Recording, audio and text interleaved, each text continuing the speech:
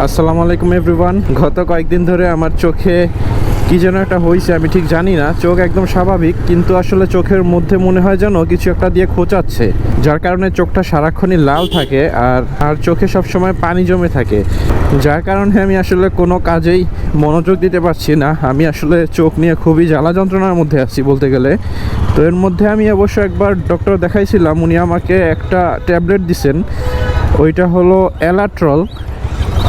আমি যতদূর জানি এটা হলো অ্যালার্জির জন্য দেয়া হয় এই ট্যাবলেটটা, কিন্তু আমার এটা অ্যালার্জিজনিত সমস্যা কি না আমি আসলে বুঝতে পারছি না, কারণ ট্যাবলেটটা খাওয়ার পরেও আমার সমস্যাটা খুব একটা সমাধান হয়নি। তাই এখন ঘড়িতে রাত 8:23। আমি এখন আবার একটু হসপিটালে যাচ্ছি একটা ভালো ডক্টর দেখানোর জন্য। দেখা যাক ডক্টর চেঞ্জ করে অন্য কোনো ওষুধ দেন কি না, তাহলে সেটা খেয়ে যদি একটু ভালো হই। আগের ডক্টর তো আমাকে ট্যাবলেট দিছে, আশা করছি এবার উনি আমার চোখ দেখে হয়তো চোখে ড্রপও দিতে পারেন। কিন্তু যেটাই দিক, আমার আসলে এখন ইনস্ট্যান্ট একটা রিলিফ দরকার, কারণ আমি অনেক বেশ ভালোই ভুগতেছি এই চোখের জন্য। আর এলাট্রল যে ওষুধটা দিছে সেটা খাওয়ার পর থেকে আমার শুধু ঘুম আসে, আমি দেখা গেছে অন্য কোনো কাজই করতে পারি না, শুধু ঘুম চলে আসে, একটা ক্লান্তি ভাব একটা শরীরে এসে যেন ভর করে, যার কারণে আমার একদম সবগুলো দৈনন্দিন কাজের রুটিনের 12টা বেজে গেছে। এখন শরীর আসলে সুস্থ না রাখলেই না, এখন তাই যাচ্ছি ডক্টরের কাছে। গিয়ে ওনাকে বলবো আপনি যা ওষুধ পারেন দেন, কিন্তু আমাকে সুস্থ করে দেন। আসলে আর ভালো লাগতেছে না এই চোখ নিয়ে এত টানা হেঁচড়া। এখন দেখি কি অবস্থা হয়। তো অনেকে আবার ভাবতে পারেন যে আমি দিনের বেলা না গিয়ে রাতে কেন ডক্টরের কাছে যাচ্ছি। আসলে আমি দিনের বেলা বলতে গেলে আজকে সারাদিনই ঘুমাইছি, ঘুম থেকে উঠছি প্রায় দুপুরের সময়।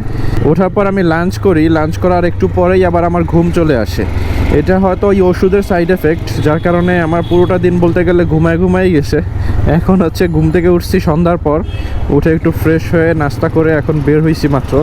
পাশাপাশি বের হওয়ার আরেকটা রিজনও ছিল, আমার আম্মুরও কিছু ওষুধ লাগবে, তো ওনার ওষুধগুলো একসাথে নিব আর পাশাপাশি আমার ডক্টরটাও দেখাবো, তাহলে আমার আর আম্মুর দুজনের ওষুধই একসাথে নিয়ে যেতে পারবো। চৌহাট্টা আগে নিয়মিত যাতায়াত ছিল এই রোড দিয়ে, অথচ এখন মাসে একবারও আসা হয় না এখান দিয়ে। বেশ ভালোই লাগতেছে। এইদিকে সবগুলো হচ্ছে মোবাইলের শোরুম, একটা না অনেকগুলো শোরুম আছে এখানে। ব্যাস চৌহাট্টা পার হয়ে গেলাম, মিরবক্সটুলা ঢুকে গেছি। আর একটু সামনেই হসপিটাল, যেখানে যাওয়ার জন্যই মূলত বের হয়েছি। তো চলেন আপনাদেরকে হসপিটালে নিয়ে যাই। ওই যে হসপিটালের গেট দেখা যাচ্ছে, এই যে ডান দিক দিয়ে ঢুকতে হবে, পিছনে গাড়ি নাই কিন্তু সামনে গাড়ি আছে। যাই হোক, ঢুকে গেছি। এটা হচ্ছে সিলেট উইমেন্স হসপিটাল। এখানকার ডাক্তাররা বেশ ভালোই চিকিৎসা দেন। নিচে আচ্ছা, বাইক পার্কিংয়ে রাখতে হবে, তা থাক, সেফ থাক। বাইরে থাকার থেকে পার্কিংয়ে থাকলে সেফ থাকবে বাইক। কোথায় রাখবো এই চিপায় ঢুকাই দিই, ব্যাস। যাই, পার্কিংয়ে মনে হয় টিকিট লাগবে, একটা টিকিট নেই। আমার এই বাইকের নাম্বার তো আমার মনে নাই, 127215। আচ্ছা, 127215। Thank you. বাইসাইকেল মোটরসাইকেলের জন্য 10 টাকা, আর কার, লাইটেস, জিপ যেগুলো বড় যানবাহন ওগুলোর জন্য 20 টাকা। যাই হোক, এটা পকেটে রেখে দেই, যাওয়ার সময় এটা দেখাতে হবে, না হলে আবার বলবে আরেকজনের বাইক মনে হয় চুরি করতে আসছি। যাই হোক, জাস্ট কিডিং।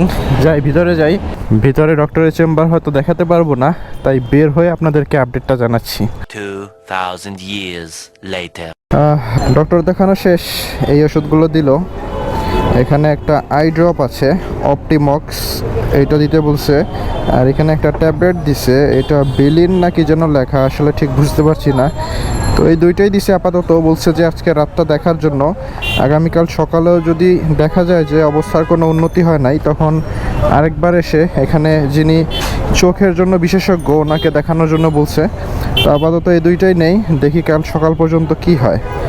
পাশাপাশি এখানেও বেশ কয়েকটা ওষুধ আছে, এগুলো আম্মুর ওষুধ, আরও অনেকগুলো ওষুধ আছে এগুলোর বাহিরেও, সেগুলো একসাথে নিয়ে যেতে হবে। তো এটা হলো সিলেটের সেন্ট্রাল ফার্মেসি, এখান থেকে ওষুধগুলো নেই, দেখি ডিসকাউন্ট দেয় কি না কোনো। ভাইয়া এই ওষুধগুলো একটু দেন। এইটা সিলেটের অনেক পুরাতন একটা ফার্মেসি, চৌহাট্টা পয়েন্টে, একদম সেন্ট্রালে, এই জন্য নামটা মনে হয় সেন্ট্রাল দিছে। তো একটা আছে, এটা নাই, এটা নাই, এটা নাই, এটা আছে, দেন একটা দেন। দেখিলে নিলে হ্যাঁ দেখতে দেখিলে নিলে আচ্ছা দেখতেছি, সমস্যা নাই, আপনি এটাই দেন। আর আরও অনেকগুলো ওষুধ লাগবে আমার, এই যেগুলো, এগুলো দেন। লেখা হ্যাঁ যেভাবে লেখা আছে ওইভাবেই দেন। এটা 10টা দিকে আমি পাইনি। আচ্ছা দেখেন পান কিনা, আমার আরও ওষুধ লাগবে এগুলোর বাহিরেও। আর সেম কোম্পানির দিবেন, অন্য কোনো কোম্পানির দিবেন না। হ্যাঁ জি জি, অপটিমক্স আই ড্রপ, এটা আজকে রাতে একটু দিয়ে দেখি কি অবস্থা হয়, যদি কমে তাহলে তো ভালো, আলহামদুলিল্লাহ, না হলে তো আর কিছু করার নাই আসলে। ওষুধ কেনা শেষ, প্রায় 2700 টাকার ওষুধ কিনলাম, 2700 টাকারও বেশি, 2750 টাকার মতো ওষুধ। ওষুধের দাম দিন দিন এত পরিমাণ বাড়তেছে, আসলে মানুষ এখন অসুস্থ হইলেও ওষুধ কেনার প্রেসারে সে আরও বেশি সিক হয়ে যাবে।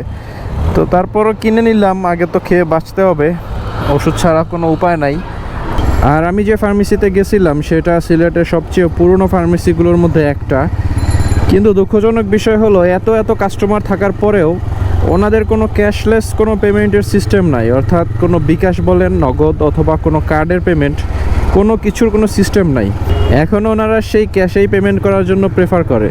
আসলে আমি মাঝে মধ্যে ভাবি আমরা 2025 সালে এসেও অনেক কিছুই পরিবর্তন হচ্ছে, পৃথিবীর অন্যান্য দেশগুলো অনেকটা এগিয়ে গেছে, এমনও দেশ আছে যেগুলো অলরেডি 80 থেকে 90% ক্যাশলেস হয়ে গেছে, যেখানে আপনি দেখবেন ওদের ক্যাশের ব্যবহারটা খুবই কম, হয় ওরা কার্ডে পেমেন্ট করতেছে অথবা ওদের অ্যাপ আছে মোবাইলে, সেই অ্যাপ দিয়ে জাস্ট স্ক্যান করে পেমেন্ট করতেছে। ইভেন সব জায়গায় এটা হয়, কিন্তু আমাদের বাংলাদেশের ক্ষেত্রে এটা একদমই এখনও প্রচলন শুরু হয় নাই, এখনও সবাই এটাতে অভ্যস্ত না। আর আমি সবসময় ক্যাশলেস পেমেন্টটাকেই প্রিফার করি বেশি, কারণ আমাদের পকেটে টাকা রাখাটা কিন্তু একদমই সেফ না। বর্তমানে বাংলাদেশের যে অবস্থা, আপনি যে কোনো সময় ছিনতাইকারীর সামনে পড়ে যেতে পারেন অথবা চুরি ডাকাতির মতো ঘটনাও ঘটে থাকে। এই কারণে টাকাটা যদি আমাদের ডিজিটাল ওয়ালেটে রাখা যায়, আমি বলছি না বিকাশ অথবা কার্ডেই রাখতে হবে, আমি বলি যে বাংলাদেশ সরকারের উচিত এমন একটা অ্যাপ নিয়ে আসা যেটা আসলে খরচ একদমই থাকবে না, যেটা সরকারিভাবে নিয়ন্ত্রিত হবে এবং যেখানে মানুষ টাকা রাখতে পারবে। অর্থাৎ আমরা যাতে এখন ক্যাশ টাকাটা যেভাবে মানি ব্যাগে পকেটে রাখি, ওই টাকাটাই আমরা যাতে ইলেকট্রনিক্যালি আমাদের ওয়ালেটে রাখতে পারি, অর্থাৎ এটা ডিজিটালি আমরা শুধু একটা ডিজিট দেখতে পাবো, আমরা সেটার মাধ্যমে জাস্ট যে কোনো জায়গায় আমরা পেমেন্ট করতে পারবো। তাহলে অনেক সময় হয় কি, আমরা অনেকে মানি ব্যাগ অনেক সময় ফেলে আসি বা মানি ব্যাগ হারিয়ে যাওয়ার মতো ঘটনা ঘটে, অথবা অনেক সময় ছিনতাইকারী এসেও আক্রমণ করে।